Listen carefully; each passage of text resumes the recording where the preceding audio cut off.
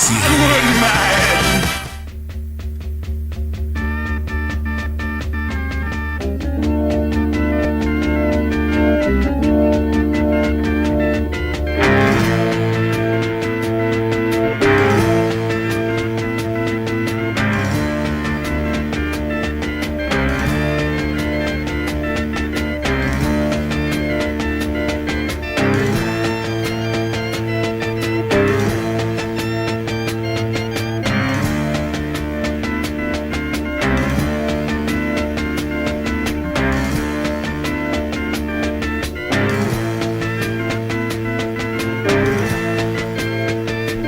Tengan todos ustedes muy buenas noches. Bienvenidos a una nueva entrega de su programa Fin de la Historia. Esta vez tenemos un programa especial. Como la anterior semana realizamos un programa, yo creo que de colección. Pero este programa está dedicado precisamente a uno de los grupos más importantes que ha dado la historia del rock y de la música nacional en Bolivia. Estoy hablando del grupo Guara, que para mi gusto muy personal creo que es lo mejor que ha podido dar la historia de la música boliviana. Es un grupo que ha experimentado con instrumentos nativos, que ha experimentado con una visión completamente distinta para los años en que fue creado y en que ha nacido. En ese sentido, tengo el gusto de estar con uno de los fundadores del grupo Guara. Estoy hablando del maestro Carlos Daza, a quien le doy la más grata bienvenida. Carlos, muchas gracias por aceptar la invitación. No, en todo caso, un gusto para mí participar del programa, querido Sandro. Asimismo, no podía quedar indiferente con semejante invitación y además agradezco a Carlos que haya hecho posible aceptar la invitación al programa.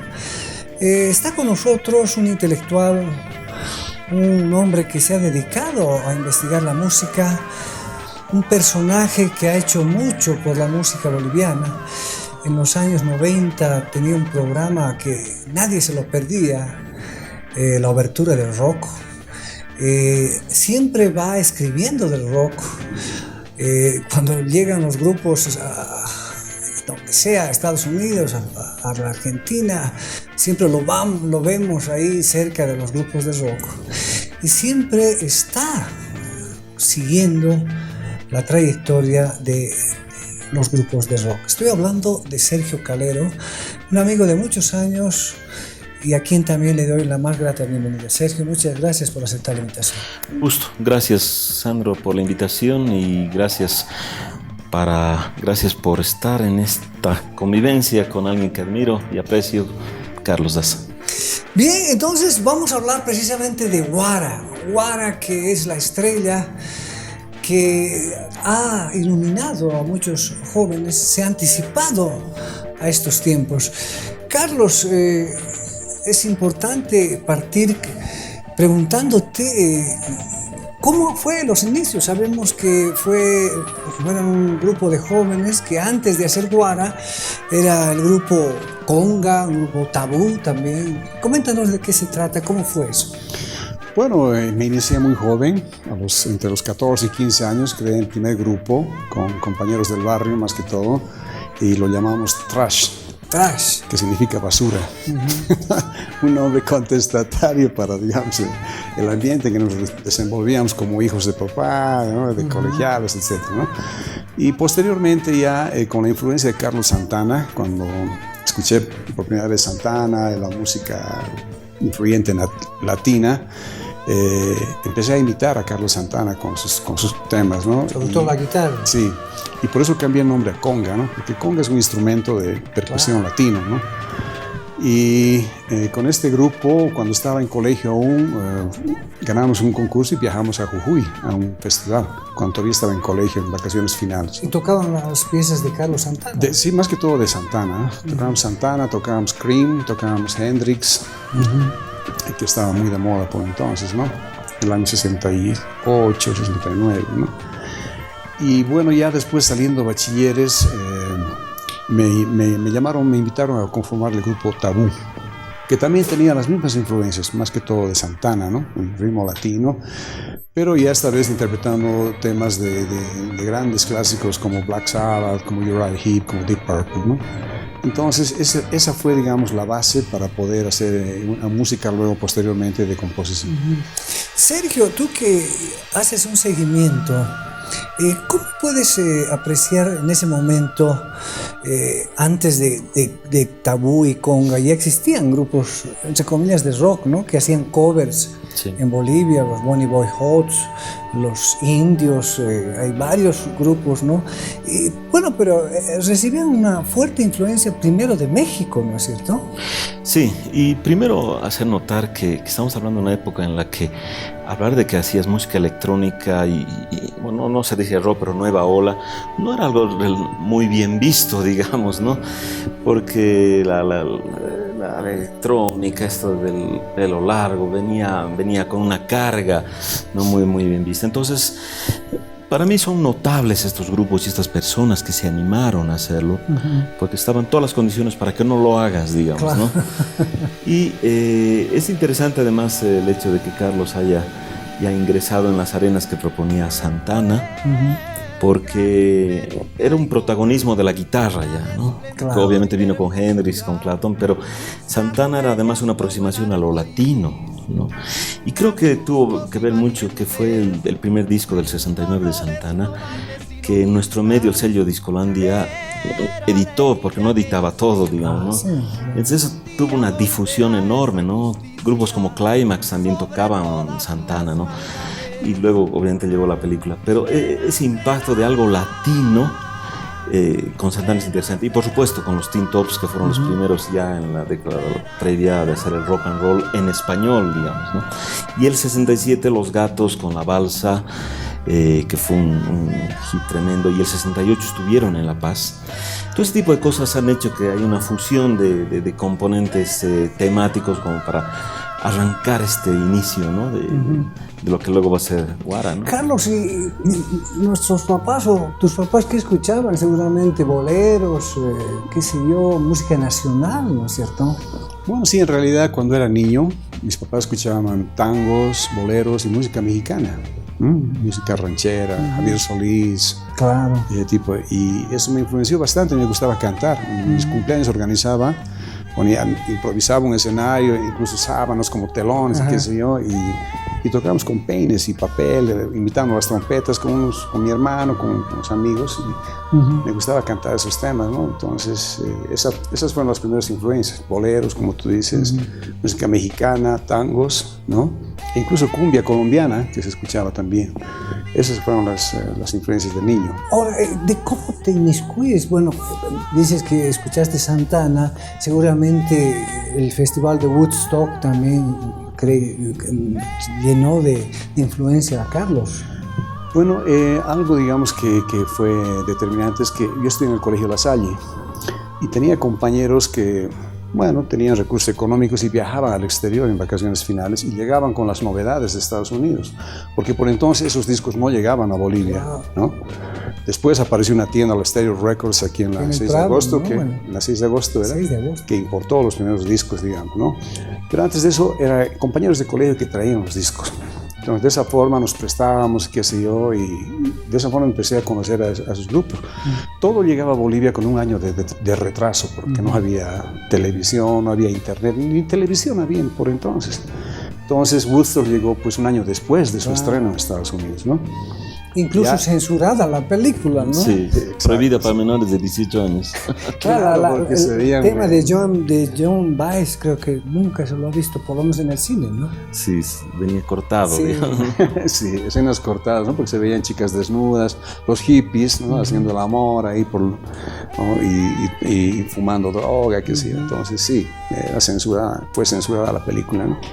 Ahora, Carlos, ¿cómo, digamos, estas primeras tocadas, digamos, en las fiestas, en las fogatas, los han vuelto famosos, ¿no? Porque los contrataban en varios lugares. Claro, bueno, yo recuerdo que cuando empecé con mi primer grupo, tocábamos en una fiesta creo que era carnavales, para un club que se llamaba The Teufels en Sopocachi, Y bueno, era bastante, tenía 15 años y hasta tenía vergüenza de tocar, exigía que apaguen la luz para tocar. Pero esas fueron las primeras armas, ¿no? Tocar en fiestas juveniles, 15 años, ¿no? Más que todo. Y me imagino Beatles, ¿no? No podemos dejar de hablar de los Beatles. Claro, no, los Beatles han sido mis primeros ídolos, digamos. Siempre han marcado. Yo soy coleccionista de los Beatles, tengo casi todos los discos de los Beatles y nuevitos, ¿no? Me conozco casi todo el repertorio, las letras, etc. ¿no? Los Beatles fueron determinantes, como dices tú. Lo primero que me impresionó cuando estaba en colegio, en primero de primaria, me invitaron a una fiesta de cumpleaños y escuché por primera vez I Saw Her Standing There.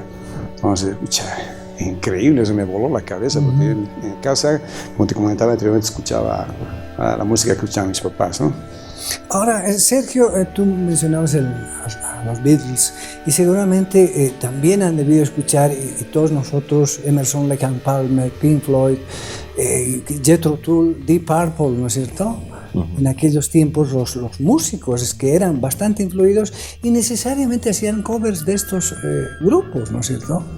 Sí, tomando en cuenta lo que Carlos decía, que todo llegaba un año tarde, ¿no? Entonces, básicamente, por ejemplo, los Climax tocaban Cream y era lo primero realmente que se conoció de un rock fuerte, digamos, ¿no? Las primeras armas de Deep Purple tardaron en llegar mucho más. Y tiene que ver mucho este elemento que te decía de la difusión de los discos que se podían conseguir en Bolivia, ¿no? Entonces, las empresas nacionales de discos fueron sacando de a poco, digamos, ¿no? Y costaba mucho. Entonces, esos discos que salieron en ese momento yo creo que han sido determinantes para entender cómo ingresó el rock en Bolivia. Por ejemplo, cuando Discolandia edita el disco Look at Yourself de Ryan Heap, hace que Ryan Heap se vuelva un fenómeno en Bolivia, digamos, ¿no? Y se le tiene mucho afecto a Ryan Heap, más que cualquier otro país de Latinoamérica, porque se editó el disco en Bolivia, ¿no? El otro modo era que, claro, como explicaba Carlos, que lleguen amigos que traigan, digamos, ¿no? Y el comprar un disco importado. Además, escucharlo, tener el pick-up, ¿no? O sea, había que escuchar un pick-up, no había los 3 en 1, ¿no es cierto? Claro, claro, solamente el pick-up, ¿no? Y las radiolas de los papás y los abuelos, ¿no? Sí, con el sintonizador del ojo mágico. Pero ahí es importante la radio, ¿no? Porque ahí hay que nombrar a Radio Chuquisaca, que era la escuela, la posibilidad, no solo de escuela, sino la posibilidad de enterarse de todo lo que ocurría, ¿no? Además, doña Mercedes Cunca, ¿no? Una mujer que ponía otro tipo de música frente a la radio. Ella es la que puso a los Beatles por primera vez en La Paz. Ah, sí. Ella fue cuando en 1964, la primera que tuvo el disco chico de I Saw It Standing There, y fue ella la que al poner dijo, esta radio se va a convertir en la radio de la juventud. Y convirtió, ¿no? Wow. Porque era una radio histórica, antigua, era el CP1, ¿no? La CP1, la Chucky, y la convirtió en la radio de la juventud, ¿no? Ahora, Carlos, ¿por qué no has tocado a Enrique Guzmán, a Elvis Presley, no sé, que estaban también, ¿no? Influyendo muy fuerte? ¿Por qué, digamos, no has hecho esos covers que la mayoría de los, incluso en Latinoamérica, en la Argentina, hicieron eso? Bueno, como te comentaba, cuando yo me he iniciado, nos iniciamos como admiradores de los Climax. Yo personalmente ni siquiera me dejaban entrar a las fiestas de afuera, tenía que escuchar. En los festivales iba al Monje Campero, al Teatro al Aire Libre, donde veía y bueno, me anotaba en chanchullo los acordes que veía, ¿no? Pero mis influencias eran, como decía Sergio, Cream, Hendrix, ¿no? Pero, y bueno, seguramente tocabas con la guitarra clásica española, cambiándole las cuerdas de metal en vez de plástico, ¿no? Exacto, y comprando el microfonito ese extra que se le ponía para poder amplificar en mi tocadiscos, ¿no? Porque no había una sola tienda, me acuerdo, que traía amplificadores, guitarras, pero eran carísimos, y yo era prácticamente un jovenzuelo, entonces no tenía posibilidades, ¿no? ¿Cómo ya se forma Guara? Bueno, con el grupo Tabú ya teníamos cierto grado de evolución musical, porque ya podíamos, no era fácil interpretar a Deep Purple, a Uriah Heep, a Black Sabbath, porque esos músicos eran músicos bien formados, ¿no? Nosotros éramos todavía jóvenes, pero tanto ensayo, tanta práctica hizo que nosotros ya podíamos interpretar esos temas, ¿no? Entonces el grupo Tabú tocaba todo ese repertorio, ¿no? Deep Purple, Uriah Heep, Black Sabbath, Santana. ¿Y quién cantaba? Por entonces cantaba Dante Schiavone. ¿Y cantaba en inglés? Sí, cantaba en inglés, pero... Un inglés artesanal, ¿no? Un inglés artesanal, exacto. Con él iniciamos este trabajo de Guara, la idealización, la idea, el invento y todo. Un grupo que no se llamaba todavía Guara, pero tenía que ser de identidad nacional. Y el Dante tocaba más antes con Carlos y Jorge. Entonces Dante los contacta a ellos y nos juntamos ya en un ensayo. Hasta que llegamos a conformar el grupo Tabú. Y bueno, por ejemplo, Climax también tocaba y cantaba en inglés, ¿no? Y era uno de los grupos, como decía Carlos, de los más de mayor impacto, porque además Climax introdujo la posibilidad de sentir el virtuosismo, ¿no? O sea, Javier Saldías era un bajista impresionante, Álvaro Córdoba era el baterista y Pepe Guino en la guitarra. Y ellos han sido muy influyentes para que otros chicos también. Y los tres están todavía vigentes. Claro, ¿no? claro. Y no claro se vuelven a juntar, habría que pedirles que se junten. Sí, sí, deberían, porque son un poco pilar también de todo esto, ¿no? La vida siempre es esperanza.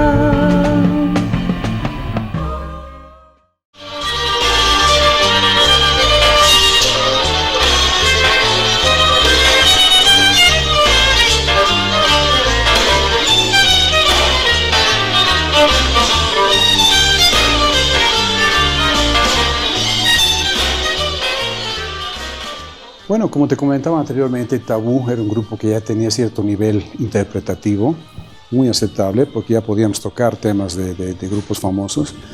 Y eso también hace que empezábamos a pensar en temas propios, ¿no?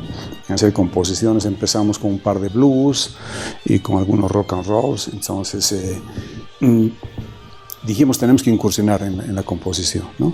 Y con letras en español, por supuesto. De esa forma, bueno, al margen de eso, Tabú llegó a un nivel en que ya se disolvió. Entonces, de Tabú nos quedamos solamente 5 músicos y que cambiamos el nombre de Tabú a Guara. Son 2 vocablos que quieren decir estrella, Guara, Guara.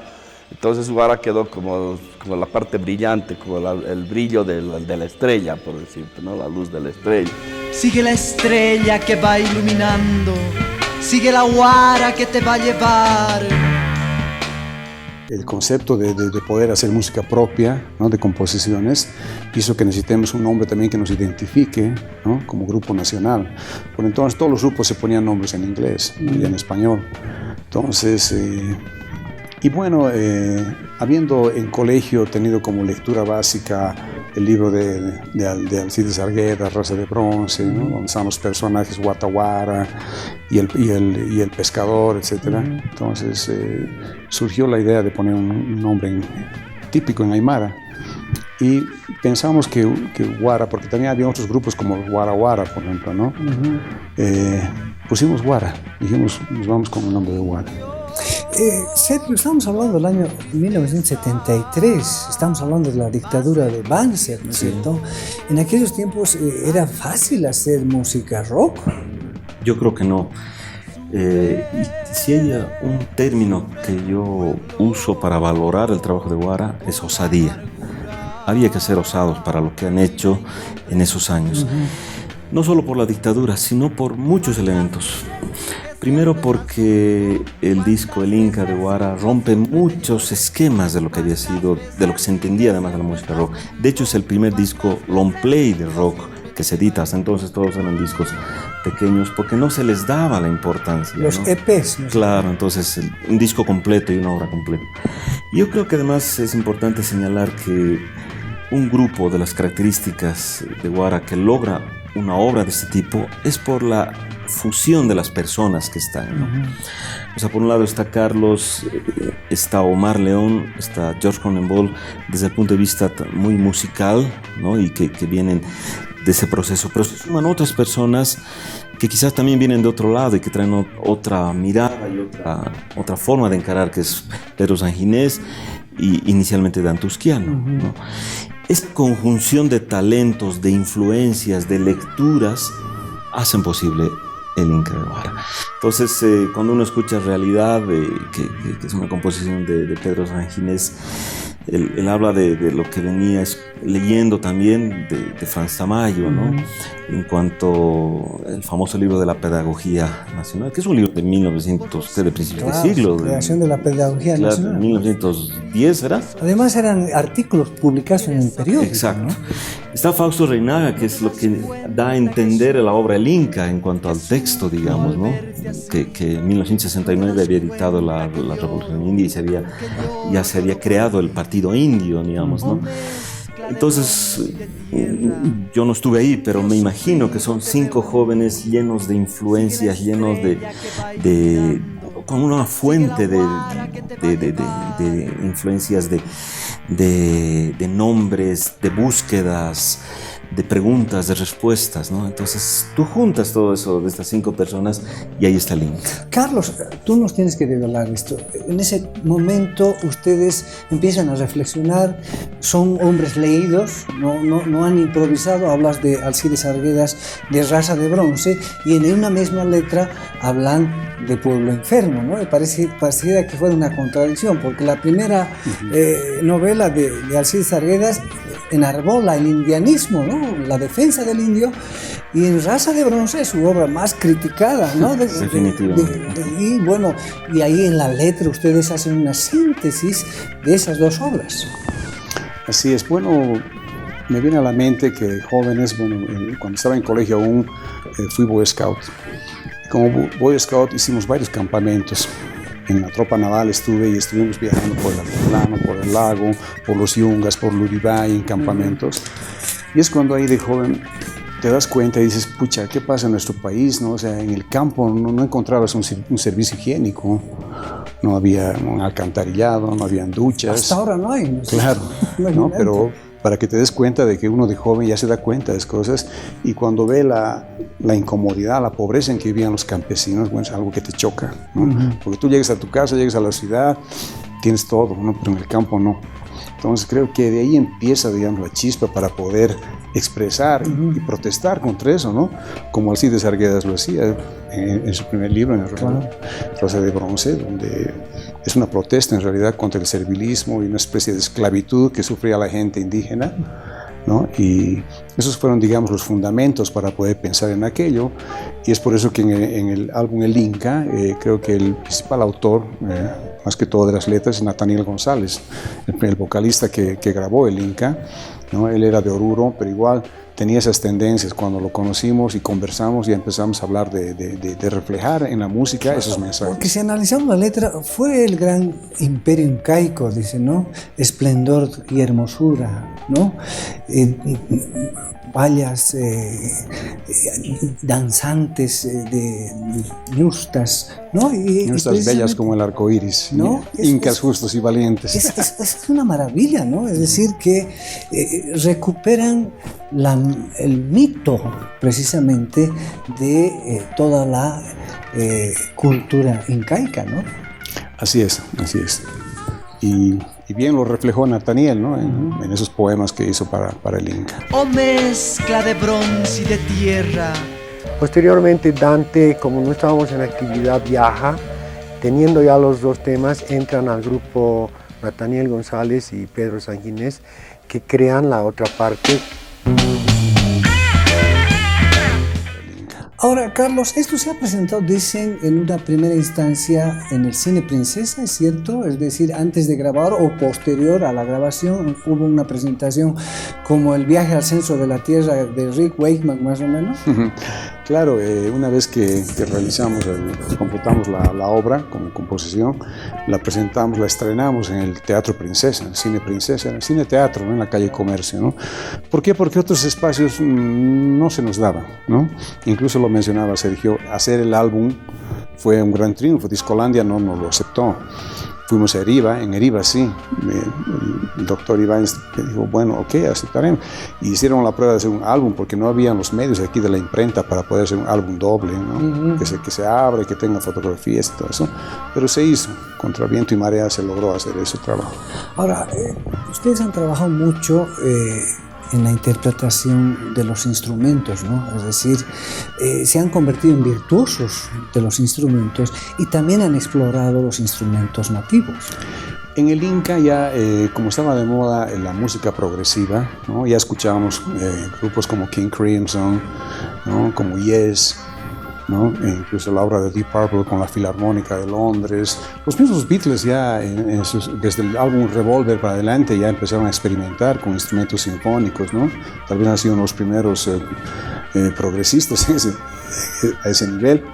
Entonces en el Inca incluimos el profesor Néstor Olmos, que era profesor de música de Pedro Sanginés en la Normal. Él fue quien hizo los arreglos, ¿no? E invitamos a los músicos más destacados de la Orquesta Sinfónica para que participen en la grabación del Inca. ¡Qué maravilla! ¿Cómo era eso? Descríbenos un poquito, ¿no? Bueno, incluso para nosotros fue algo muy especial, porque nunca habíamos tocado con un violinista, con un fagotista, con un flautista, ¿no? Pero cuando don Néstor Olmos trajo el arreglo musical, dijo, necesitamos estos músicos, vinieron al estudio directamente, casi sin ensayo. Claro, ellos eran músicos profesionales, simplemente tenían que leer la partitura nada más, ¿no? Y para nosotros fue realmente increíble, ¿no? Me acuerdo que en el estudio de grabación grabábamos hasta tarde en la noche, poníamos luces de ambiente, de color y todo eso para darle el ambiente necesario, ¿no? Para recrear un poco la música, la psicodelia, digamos, también de entonces, ¿no? Claro, la música psicodélica. Sergio, en ese momento, tú que has investigado bastante el grupo Guara, ¿tú crees que ha habido un momento especial en el sentido de que el cantante de entonces que graba el Inca decían que se parecía mucho a Ian Gillan? Sí, yo creo que la historia de Guara tiene varios momentos felices y uno de ellos es, por supuesto, el disco el Inca. Reitero por el tema primero que a mí me sorprende de la osadía. Muy jóvenes se lanzan a hacer una obra sinfónica progresiva como lo hacía Emerson Lake and Palmer y Yes, ¿no? En Bolivia, que no se editaba ni siquiera discos long play de rock, ¿no? Y como explica Carlos, incluso convocan a músicos clásicos, ¿no? Parece una obra que con rock habla de volver a valorar lo nuestro, o sea, tanto temáticamente, textualmente, musicalmente, es pues de una osadía y de un valor extraordinario, digamos, ¿no? A la altura de los grupos más importantes de Latinoamérica dentro del rock, ¿no? Por eso el Inca es tan importante, ¿no? Y de ahí comenzamos a valorar lo que es nuestro.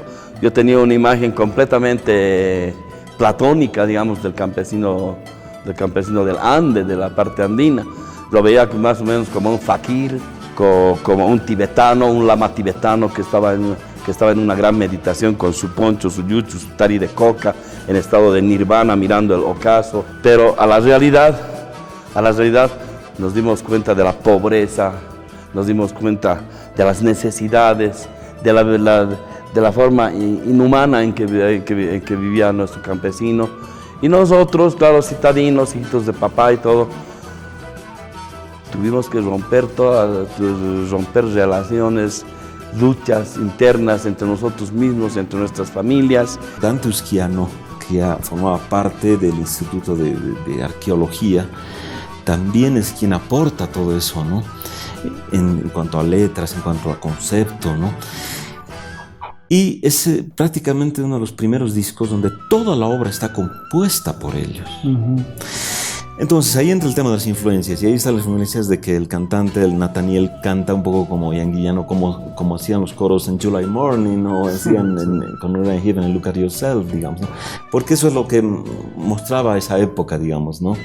Y el cantar con el tono agudo, ¿no? Y como si fuera Chime Time de Deep Purple, era lo que se escuchaba, ¿no? Y lo interesante de eso es que no es disonante a la propuesta.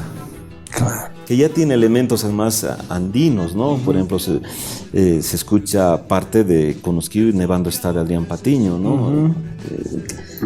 entra como una referencia muy sutil, ¿no? O el potosino soy también, medio que yo por lo menos lo he percibido muy... Y en realidad hay un toque de guayno, ¿no? Sí. Cuando empieza el órgano, tan, ese es un guayno en realidad, ¿no? Entonces hay elementos ya de folclore, todo eso, sin dejar de ser una obra de rock progresiva, ¿no? Como que ese fue el título con el que pusieron el disco, digamos, ¿no? Sí. Rock progresivo. Música progresiva boliviana. Exacto. Y esto les ha traído ya, digamos, la fama prácticamente, ¿no? Todo el mundo escuchaba el Inca. Claro, porque también era un mensaje contestatario, como decía Sergio. Por entonces, la gente, entre comillas, odiaba el folclore. O sea, la gente de nuestro medio, los jóvenes... Claro, decían música de indios. Claro, ¿no? despreciaban, ¿no? Las mismas radios, ¿no? Las radioemisoras no ponían música nacional. La ponían a las 6 de la mañana, digamos, cuando estaban la gente en el campo, estaba escuchando, ¿no? Pero en la ciudad no. Entonces, introducir la música nacional ha sido realmente, como dice Sergio, osado, ¿no? Porque nuestros propios compañeros de colegio, qué sé yo, decían, pucha... ¿Qué les pasa escuchando? Sí, ¿no? sí. Pero la ventaja era que la música andina es pentatónica y la música de rock lo mismo. Utiliza mucho la escala pentatónica menor, que es la que se utiliza en los aerófonos. Entonces había cierta similitud que hemos explotado.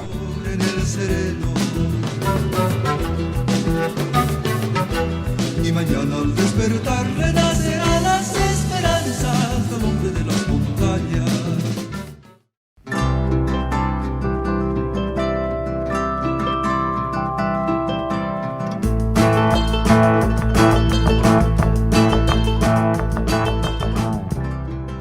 Fuimos más o menos a convivir, digamos, a Calacoto. Bueno, fue un como retiro de convivencia que tuvimos, muy lindo porque ahí nos conocimos mucho más y en realidad nos integrábamos musicalmente, ¿no? Decidimos hacer convivencia y como ganábamos bastante bien tocando en todas las fiestas juveniles de La Paz, tocábamos jueves, viernes, sábado, cada semana, nos alquilamos una casa en Calacoto, en la curva, en la calle 8.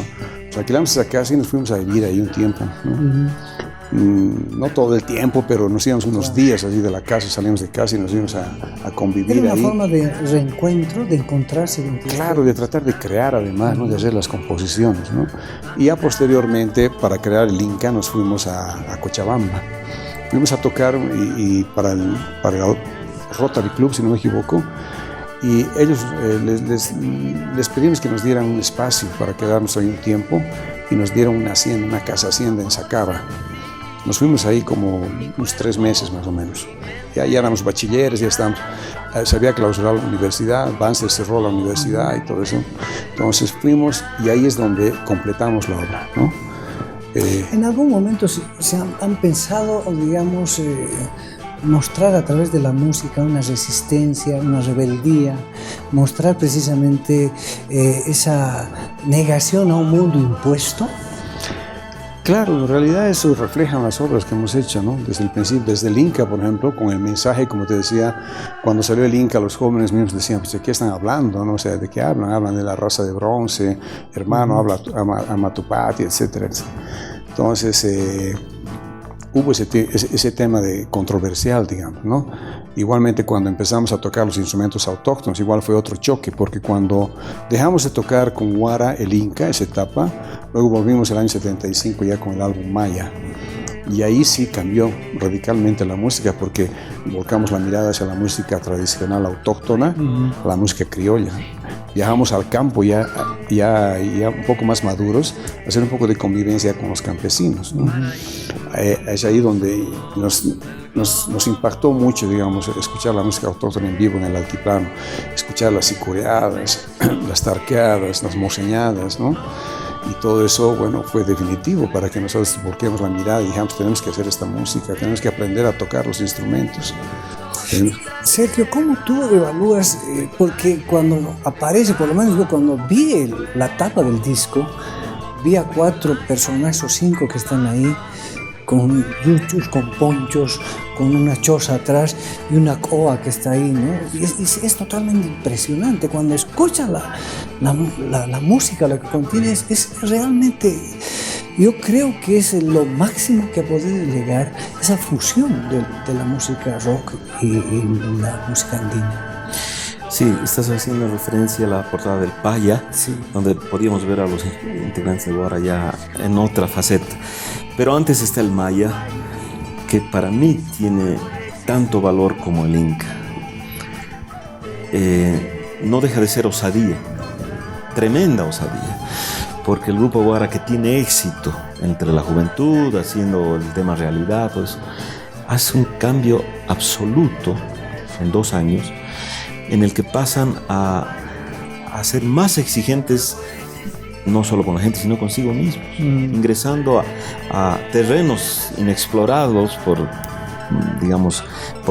grupos de rock. Y ahí es importante, creo, hacer notar la presencia de otras personas, como es Clark Orozco, que ya venía con Luciano Callejas de sacar el disco Raza de Bronce con Grupo Aymara, que es un disco igual formidable y de música nativa, digamos. El cómo se da que se fusione con músicos de rock es una cosa extraordinaria, digamos, ¿no? Y cómo ellos, Carlos, Omar, George Cronenwald y Dante, asumen que es importante que a Guara integren estos otros músicos que tienen otra beta, ¿no? Claro. Y eso, bueno, es algo que nos tiene que contar el Carlos. ¿Cómo ¿no? se integran? O sea, Clark Orozco, que venía, tú lo cuentas, que también querías tocar el charango, y se encuentran en su taller porque él construía instrumentos. Claro, en realidad yo decidí aprender a tocar charango, dije tengo que tocar charango, ¿no? Entonces fuimos con Omar siempre hemos sido muy compañeros desde los inicios del grupo, y él me llevó a la Garita de Lima, a un taller, y justo fue el taller de Orozco, y no estaba el papá. No estaba el don Sabino Orozco y estaba Clark, su hijo, que era un poquito mayor que nosotros, pero era de más o menos de nuestra tanda.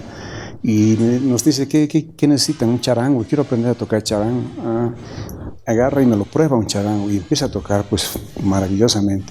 Yo cojo la guitarra, porque yo ya estudiaba guitarra clásica y tocaba temas de Alfredo Domínguez, de los Jairas, y empezamos a tocar los dos, guitarra y charango, y salió una cosa increíble.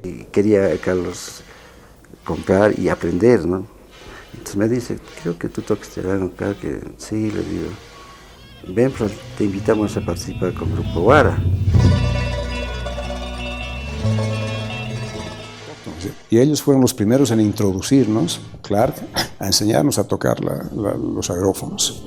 Pero ahí está la osadía, porque quizá otro grupo dijo, nosotros hacemos rock y listo, ¿no? Y de pronto tener que aprender de ser otro tipo de música es fantástico y permite una fusión que no se ha dado de la forma que se ha dado en Guara, ¿no? Porque tú escuchas el maya y tiene una parte muy autóctona, tiene una parte criolla y tiene una parte de fusión.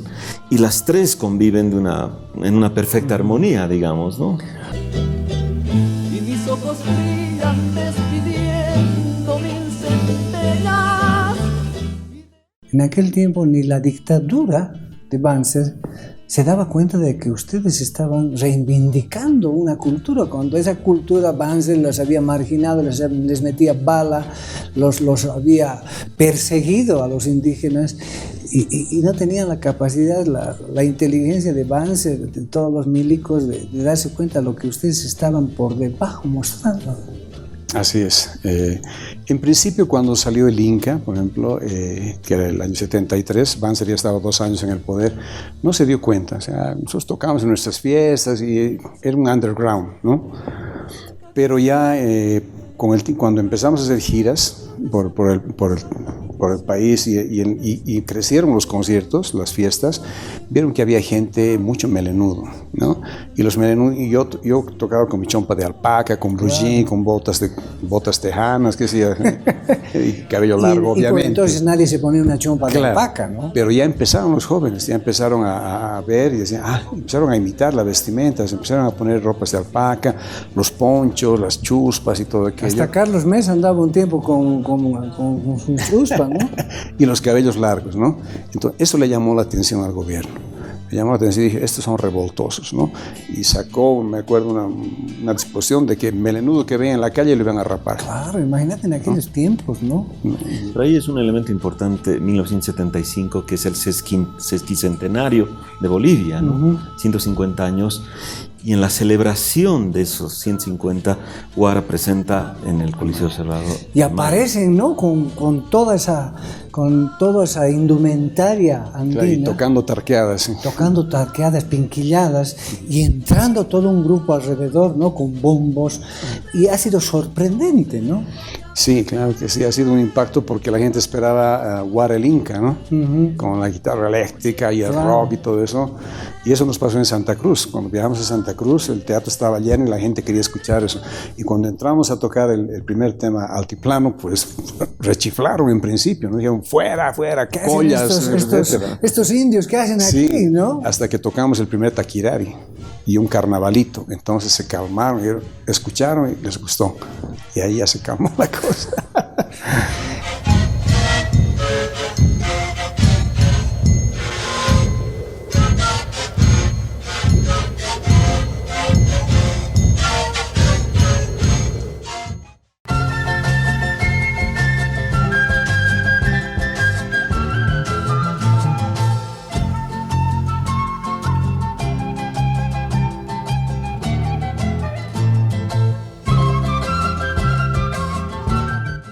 Es una música espiritual que te llega, pero profundamente, yo no sé por qué. Yo creo mucho en la coincidencia. Y aquí hay 5 personas, o luego crecieron más, en que coinciden con muchos elementos, ¿no? Pero además me imagino que en ese momento el propio país, y me refiero a la población, también está demandando su propia identidad, ¿no? Y ahí es muy importante que esto tiene que ver desde 1966 con Jairas y Alfredo Domínguez que van sembrando eso. Y creo que esos años se va cultivando la necesidad de sentir una música propia, nueva, renovadora. Y creo que ahí Guara es el grupo que logra fusionar, aglutinar todas estas coincidencias espirituales, musicales y de todo tipo. Y lo musical desde un punto de vista muy importante, ¿no? La música ya no solo como fiesta, la música no solo como música turística, la música no solo como nacionalismo, porque quizás la dictadura militar de Banzer veía todo esto como, qué bien, estos chicos están jugando a ser nacionalistas, porque era un gobierno nacionalista, digamos, ¿no? Y no se imaginaban en lo que estaban haciendo, ¿no? Yo creo que es una coincidencia además de pasiones, ¿no? Son músicos, son artistas, trabajan con la pasión. Y eso tiene que ver también con lo espiritual. Entonces, hay momentos en la historia de cada país, en la historia de la música de cada país, donde se dan estos brillos, estas luces, y Guara ha tenido la posibilidad de serlo. Son composiciones que te nacen del alma y que son composiciones en que la inspiración no viene de a poquito, no viene, digamos, elucubrada, en que, digamos, agarras un lápiz y un papel y comienzas a hacer tus partituras poniendo... No, eso te fluye del alma. El río tiene 2 cauces, como 2 caras la luna. Una se mira por dentro, la otra flor en el camino. Y más que todas mis composiciones son vivencias, son las formas de mi pensamiento, de mi sentimiento y de las formas en que, por decirte, los estados de ánimo en que me he encontrado. Sergio, ¿por qué no hay otro grupo que sea como Guara? Por varios elementos, quizás porque a muchos grupos con grandes músicos les faltó lo que ha tenido Guara, osadía. Y eso se dice fácil, pero no es fácil tenerlo y hacerlo, digamos, ¿no? Y creo que nuestra música boliviana, nuestro rock, ha sido en algún modo, en algún aspecto, timorato también. Y todos aquellos grupos que han sido osados son los que más han podido trascender, ¿no? Y Guara es eso. Pero además, cuando decimos Guara, no solo es el Inca, sino son 50 años, claro. Porque está el Inca, está el Maya, el Paya, el Quimsa, y cada uno de ellos tiene incluso diferentes aportes de diferentes integrantes, ¿no? Entonces ya no es solamente una obra o un disco, es un poco como, para mí es un poco la banda sonora de este país a partir de los años 70, digamos, ¿no? Entonces hasta ahora encuentras en algún momento del país Guara diciendo algo o grabó algo en función a eso. Entonces, pocos grupos han logrado eso, ¿no? Pero los hay. Hay un director de cine que se llama Quentin Tarantino que ha prometido hacer 10 películas. Ustedes también han prometido hacer 10 álbumes. Están en el 9, les falta el 10º. Así es. Para el próximo año ya lo completamos, con seguridad. Y el próximo año precisamente son los 50 años de Guara, ¿no? Claro, porque es el 2023 y tomando en cuenta el Inca de 1973, son 50 años de música de Guara. Pero hay una situación muy delicada la que ha pasado recientemente y que les ha tocado muy fuerte el corazón. Así es, así es. Bueno, en el transcurso de los 50 años han habido muchos cambios en la formación de Guara, en cuanto a músicos se refiere, ¿no? Si son como 50 músicos que han pasado por los pies de Guara, es un número más o menos aproximado, ¿no? Y como decía Sergio, cada uno de ellos ha contribuido, ¿no?, de acuerdo a su experiencia musical, a enriquecer el repertorio de Guara. Hace 10 años se integró al grupo un músico muy joven, que es el hijo de Omar León, Omi León, también se llama Omar León, el baterista de rock de un grupo que ganó un concurso aquí, un muchacho de 19 años, que entonces lo integramos al grupo. Y realmente con él, yo le comentaba extra cámaras a Sergio que me sentía muy cómodo tocando con él, porque realmente se complementaba mucho con mi guitarra eléctrica especialmente, porque era rockero. Y yo en esencia también soy rockero, ¿no? Lastimosamente, hace unas 2 semanas atrás el muchacho falleció, ¿no? Imagínate, el integrante más joven del grupo fallece. Son contradicciones que se dan en la vida que uno no puede entender. Hasta ahora yo me siento afectado y nos sentimos afectados por eso, ¿no? Pero hablando ya con el papá, con Omar, como es uno de los fundadores junto a mi persona, él me dice, no podemos quedarnos estancados, Carlos, y vamos a continuar.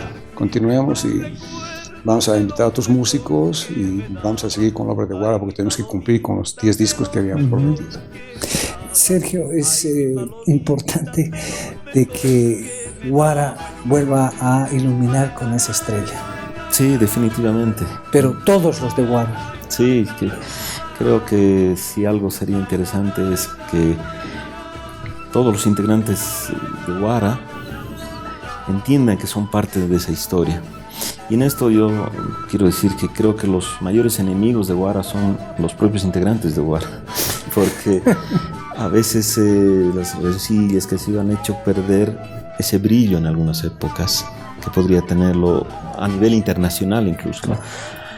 Pero todos tenemos la esperanza que para los 50 años hagan una gran celebración que pueda incluir a todas esas personas, por lo menos las más importantes, que han sido parte, ¿no?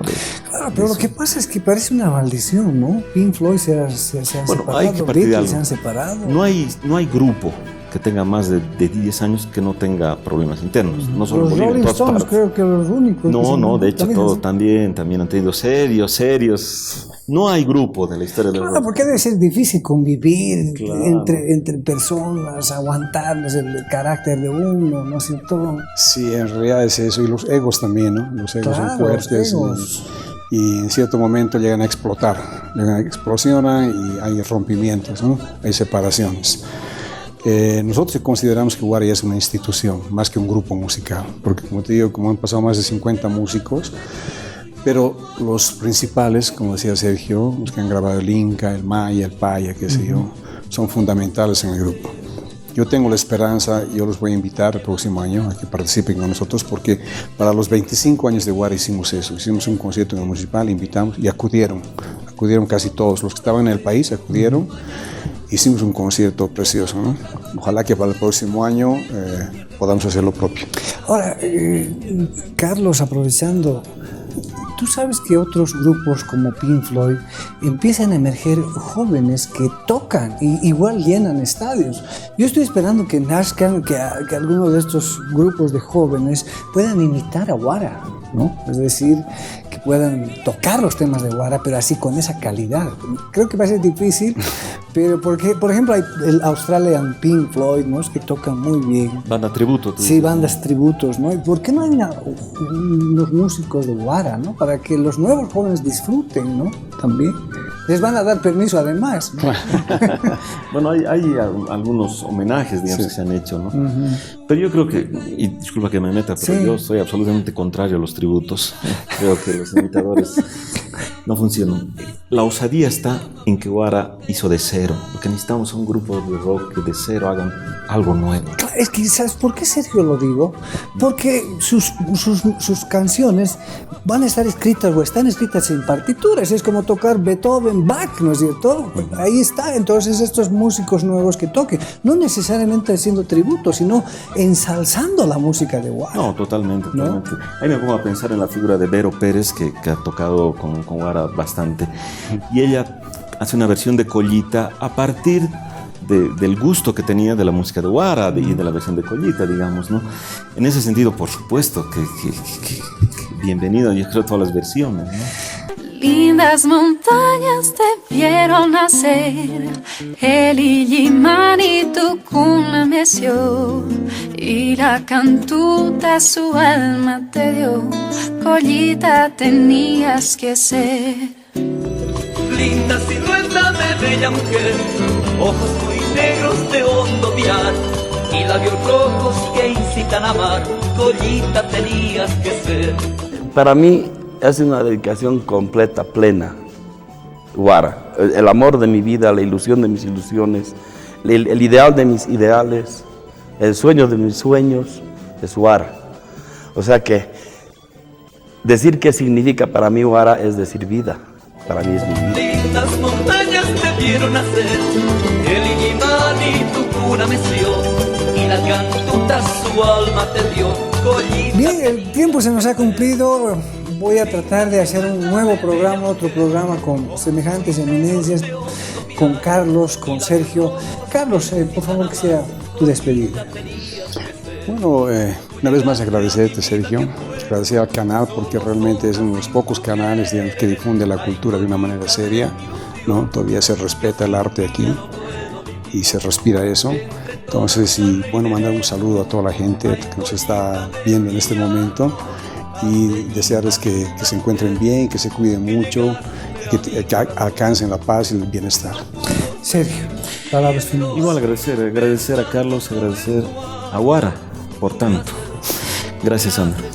Efectivamente, no hay palabras para agradecer a Guara. Infinitivamente se ha convertido, para mi gusto, en lo mejor que podía escuchar y agradezco haber pertenecido a esta época. Hasta la próxima semana. Junto a mí.